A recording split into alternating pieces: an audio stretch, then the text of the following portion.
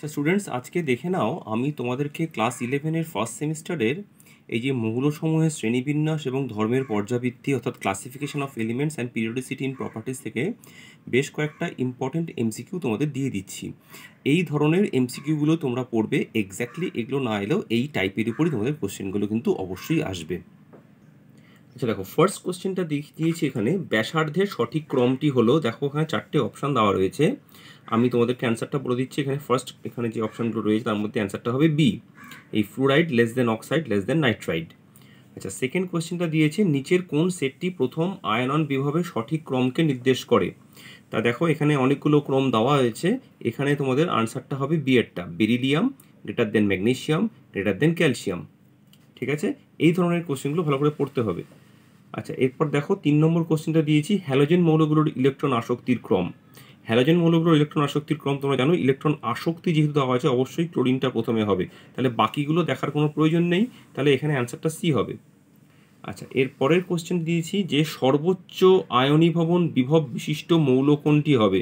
তা দেখো এখানে এই যে কটা দেওয়া আছে এদের মধ্যে সর্বোচ্চ আয়নীভবন বিভব বিশিষ্ট মৌল হচ্ছে নাইট্রোজেন। ঠিক আছে। আচ্ছা, এর পরের প্রশ্ন দিচ্ছি, দেখো 5 নম্বরে, ক্ষারকীয়তা ক্রমের হ্রাস সঠিক ক্রমটি কোনটা, হ্রাসের সঠিক ক্রম। ক্ষারকীয়তা কমতে গেলে দেখো সবচেয়ে প্রথমে এখানে আমরা দেখতে হবে, দেখো সবচেয়ে বেশি আম্লিক এই যৌগগুলোর মধ্যে হচ্ছে নাইট্রোজেন ডাইঅক্সাইড, আর পটাশিয়াম অক্সাইড যেটা আছে সেটা হচ্ছে সবচেয়ে বেশি ক্ষারীয়, তাহলে এই রেঞ্জটা হবে ডিটা। আর জিঙ্ক অক্সাইড তো আমাদের উভধর্মীর মধ্যে পড়ে। ঠিক আছে, তাহলে দেখো এখানে আমি যে তোমাদের 5টা কোশ্চেন দেখালাম, এখানে কী কী ধরনের কোশ্চেনগুলো আমি তোমাকে দেখিয়েছি। একটা দেখো ব্যাসার্ধ, একটা আয়নন বিভব, একটা ইলেকট্রন আসক্তি থেকে, একটা আরেকটা আয়নীভবন বিভব থেকে, একটা ক্ষারকীয়তা থেকে। দেখো এই ধরনের কোশ্চেনগুলো এভাবে পড়বে। আরও কয়টা দেখাই দেখো। এর পরের প্রশ্ন দেখো, নিম্নলিখিত কোন অক্সাইডটি উভধর্মী। দেখো উভধর্মী অক্সাইড এখানে আমাদের স্ট্যানাস অক্সাইড, যে SnO2। ঠিক আছে, আর বাকি এগুলো এই দুটো আম্লিক, এটা ক্ষারীয় হয় তোমরা জানো। যে আয়নটি কার্বন মনোক্সাইডের সঙ্গে সম ইলেকট্রনীয়, দেখো একটু অন্য ধরনের কোশ্চেনে গেলাম, এটার উত্তরটা হবে সায়ানাইড, CN-টা। ঠিক আছে। আচ্ছা, 8 নম্বর কোশ্চেনটা দেখো, এখানে দিয়েছি নিচের কোন আয়নটি সর্বাধিক দ্রাব্য এবং দ্রাব্য হাইড্রক্সাইড উৎপন্ন করে। দেখো সর্বাধিক দ্রাব্য হাইড্রক্সাইড উৎপন্ন করতে গেলে এখানে দেখো আমাদের যে বিষয়টা রয়েছে, এখানে অ্যান্সারটা পটাশিয়াম হবে। কিন্তু কেন হচ্ছে তোমাদের বলি, তোমাদের এখানে তোমরা খুব ভালো করে এখান থেকে যেটা পড়তে হবে, তোমরা ফাজান্স রুলটা ভালো করে পড়লে দেখবে এখানে কেন অ্যান্সারটা হচ্ছে, তাহলে তোমরা বুঝতে পারবে। ঠিক আছে। আচ্ছা, এরপরে আছে কোন আয়নটির ব্যাসার্ধ সর্বাধিক। দেখো এখানে হচ্ছে অক্সাইড আছে, বোরন 3+, ফ্লুরাইড, লিথিয়াম প্লাস এদের মধ্যে রয়েছে, তা সর্বাধিক ব্যাসার্ধ যেটা হবে সেটা হচ্ছে গিয়ে অক্সাইড, O2-এর। আচ্ছা, এরপর আসছি 10 নম্বর প্রশ্নটা ভালো করে দেখো। 10 নম্বর প্রশ্নে দিয়েছি 1 নম্বর শ্রেণীর মৌলগুলি শিখা পরীক্ষা দেয় কেন। তাই এখানে অপশানগুলো দেখো, নিম্ন গলনাঙ্ক, নিম্ন আয়নীভবন বিভব, সর্ববহিস্থ কক্ষে ইলেকট্রন উপস্থিতি, নমনীয়তা। এখান থেকে তোমাদের কিন্তু অন্য ধরনের কোশ্চেনও কিন্তু দিতে পারে, যেটা তোমাদের দেওয়ার কথা রয়েছে। হয়তো এমসিকিউতে এই বছর আসবে কি জানি না, দেখে নিতে হবে একটুখানি। এছাড়া দেখো এখানে এটার আনসারটা নিম্ন আয়নীভবন বিভবটা হবে অবশ্যই। এবং এই ধরনের কোশ্চেনগুলো খুব ভালো করে পড়ো, একটু ডিফারেন্ট টাইপের কোশ্চেনের মধ্যে কিন্তু এই 10 নম্বরের কোশ্চেনটা পড়ে। এবার আরেকটা ডিফারেন্ট টাইপের কোশ্চেনের মধ্যে দেখাচ্ছি। এই ধরনের কোশ্চেনগুলো দেখো, তোমাদের যে অ্যাসারশন রিজন টাইপ যে কোশ্চেনগুলো হয় সেগুলো থেকে এই ধরনের প্রশ্নগুলো আসতেও পারে। নিচের কোন তথ্যটি ভুল। দেখো 4টে তথ্য দেওয়া রয়েছে। BF2 পলিমার গঠন করে না, অবশ্যই করে।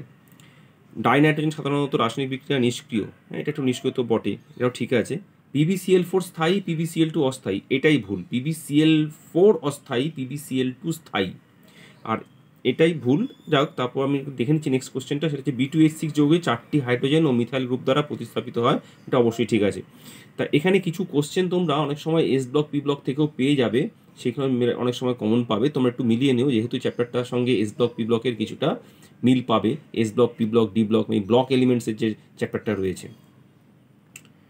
এই যে 12 নম্বর কোশ্চেনটা দেখো, এই ধরনের একটা কোশ্চেন তোমাদের দিতে পারে ইলেকট্রনীয় বিন্যাস নিয়ে। আমি এখানে তোমাদের ল্যান্থানাইডের দিয়েছি, তোমাদের অ্যাক্টিনাইডস দিয়েও দিতে পারে সাধারণত। হ্যাঁ, এস ব্লক বা পি ব্লকের অত সোজা দেখে দেবে না, তাই এখান থেকে তোমরা দেখতেই পাচ্ছ কোনটা অ্যান্সার হবে, এই বিএডটা, তাই তো। এটা নিয়ে তোমাদের কোনো সন্দেহ থাকার দরকার নেই। আচ্ছা, এরপর 13 নম্বর প্রশ্ন দেখো, কোন আয়নটি স্বল্পস্থায়ী, মানে স্বল্প সময়ের জন্য স্থায়ী আয়ন হচ্ছে গিয়ে B- হবে। আচ্ছা, এরপরের প্রশ্ন দিয়েছে নিচের কোন মৌলের ইলেকট্রন আসক্তি ধনাত্মক।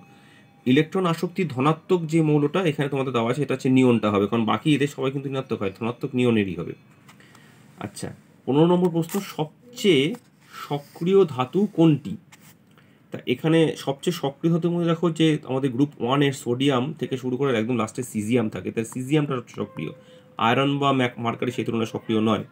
ঠিক আছে। আচ্ছা, এরপরে দেখো সবচেয়ে শেষ প্রশ্নটা তোমাদের আজকে যেটা দেখিয়েছি, কোনটি সম ইলেকট্রনীয় আয়নের শ্রেণীকে নির্দেশ করে?